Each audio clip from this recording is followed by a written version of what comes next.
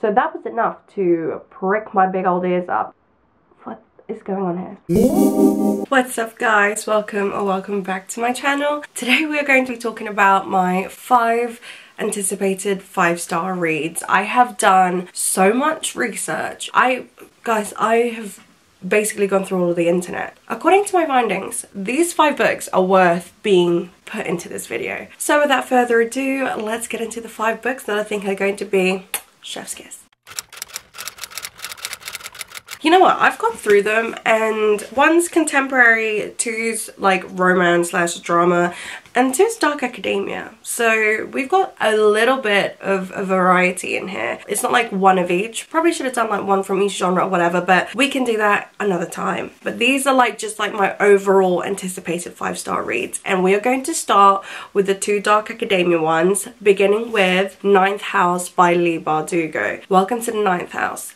Galaxy Alex Stern, is the most unlikely member of Yale's freshman class. A dropout and the sole survivor of a horrific unsolved crime, Alex was hoping for a fresh start. Off the bat, we're already in dark academia town, and also, what is this horrific unsolved crime? Is it like a thriller? Oh, okay. But her free ride comes with a catch. She has been tasked with monitoring Yale's secret societies, notorious haunts of the rich and powerful. Now there's a dead girl on campus, and Alex is the only person willing to look deeper, because the societies are far more sinister and extraordinary than anyone ever imagined.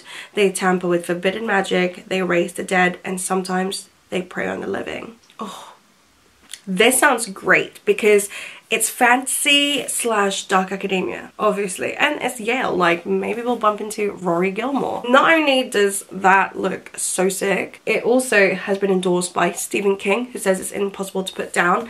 His son, Joe Hill, 9th house rocked my world. I'm pretty sure that's Stephen King's son, right? I cannot tell you how excited I am to get into this. I genuinely feel like this is going to rock my world, like Joe Hill said. Okay, and then the other 5-star anticipated read that I have that is in the dark academia realm, it is If We Were Villains by ML Rio. The synopsis for this one is: Oliver Marks has just served 10 years for a murder he may or may not have committed. On the day of his release, he is greeted by the detective who put him in prison. Detective Colborne is retiring, and he wants to know what really happened a decade before. As a young actor at an elite conservatory, Oliver noticed that his talented classmates seemed to play the same characters on stage and off. The villain, hero, temptress, though he was always a supporting role.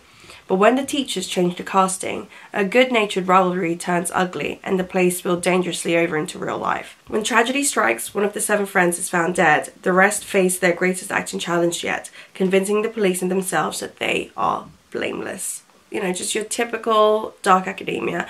People have actually said that they have preferred this over Donna Tartt's Secret History. So that was enough to prick my big old ears up, because I was like, who's saying this and why are they saying that? The front endorsement actually says, like Donna Tartt's Secret History, ML Rio's sparkling debut is a richly laid story of love, friendship, and obsession. Right. I guess I'm reading this. I'm not gonna lie, I'm not as excited about If We Were Villains than I am about 9th house, but I feel like people like If We Were Villains more than they like 9th house. So who knows? We will find out. Okay, and then the next 2 I have are the romance books that I think are going to be 5 stars just because you guys won't shut up about it. The first being Love in Other Words by Christina Lauren. I will forever say that I hate real people on covers. I'm pretty sure this is a second chance romance trope, which is like a thing that I actually enjoy. But let's read the synopsis. The heart may hide, but it never forgets. Then, okay, it is a second chance romance. At 13, you were my first real friend.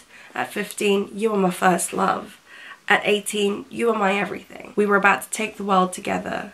We were about to take on the world together, until one mistake shattered our future. Now, I'm about to marry a safe man who will never touch my heart, whose loss would never break me. He doesn't really need me, and that's how I like it. Until one day I turned around in a coffee shop, and there you were. It's been 11 years, and nothing has changed. I don't know how to forgive you, and worse, I don't know if I can resist you. You better not cheat. It's just, everyone talks about this one, and I don't know. It's giving a little bit like The Notebook, where, to be fair, she cheats on her fiance too, doesn't she? don't like that. Where it's like, oh, my childhood sweetheart, and then something happens, and then they're like, oh, this is the picture perfect life, but I just keep thinking about my one, like the one that got away, and then, oh my god, there he is, and then they will obviously end up together, right? I don't know. I just don't want to know anymore, because with romance, I'm just here for the drama, okay? I'm here for the drama. And then this one is Things We Never Got Over by Lucy Score. There are a lot of pages on here for a romance. To be fair, Love in Other Words had, let's not spoil it, just over 400 pages. And I believe this also has close to 500 pages for a romance. I hope I'm really entertained for all of those pages, because I feel like what's going on that warrants a romance to be that long. But this one, I believe, is like a little bit of a bad boy trope, but everyone seems to absolutely love it. So I'm gonna get into this, and hopefully I will also love it. Let me read you the synopsis. This one is a bit of a long synopsis, actually. It's literally like the full back. Anyway, bearded bad boy Barber Knox. Wait, is his name Barber Knox? Oh no, his name's Knox, and he's a barber. He's a bearded bad boy barber called Knox, who prefers to live his life the way he takes his coffee, alone. Ooh, I'm cringing a little bit. Ooh, unless he counts his basset hound Waylon. Okay, plus points, he's got a dog. Knox doesn't tolerate drama, even when it comes in the form of a stranded runaway bride. Julia Roberts? Naomi wasn't just running away from her wedding, she was riding to the rescue of her estranged twin to knock him out, Virginia. What is going on here? A rough around the edges town where disputes are settled the old-fashioned way, with fists and beer, usually in that order. I'm getting a lot of like quirky writing here, so this is not going too great. Too bad for Naomi, her evil twin hasn't changed at all. After helping herself to Naomi's car and cash, Tina leaves her with something unexpected. The niece Naomi didn't know she had. Now she's stuck in town with no car, no job, no plan, and no home, with an 11-year-old going on 30 to take care of. There's a reason Knox doesn't do complications or high-maintenance women, especially not the romantic ones. Oh, he's just so moody. But since Naomi's life imploded right in front of him, the least he can do is help her out of her jam. And just as soon as she stops getting into new trouble, he can leave her alone and get back to his peaceful, solitary life. At least that's the plan until the trouble turns to real danger. Alright. The writing at the moment is giving me a little bit like, I don't know, just a bit too like, I'm just so quirky. But people have said that this is a great book, so I'm gonna trust them and invest obviously a significant amount of time to get through it. But yeah, let's see. And then last but not least, I am just so happy that I got this. Basically, my mum and dad went to New York with some of her siblings and my grandma, and I literally was like begging for her to get me this book, because it's just not something you can get here in the UK pretty much without going on eBay or spending a lot of money on it. But I can't believe I've got it. But it is Raphael Bob Waksberg's Someone Who Will Love You in All Your Damaged Glory. I cannot believe that I am touching this, because I've heard so many good things about this book, and I have just I've just been wanting it for so long that it's actually taking me so much not to read this ASAP. I just want to read this, I think, in the beginning of the year, you know, like start off strong.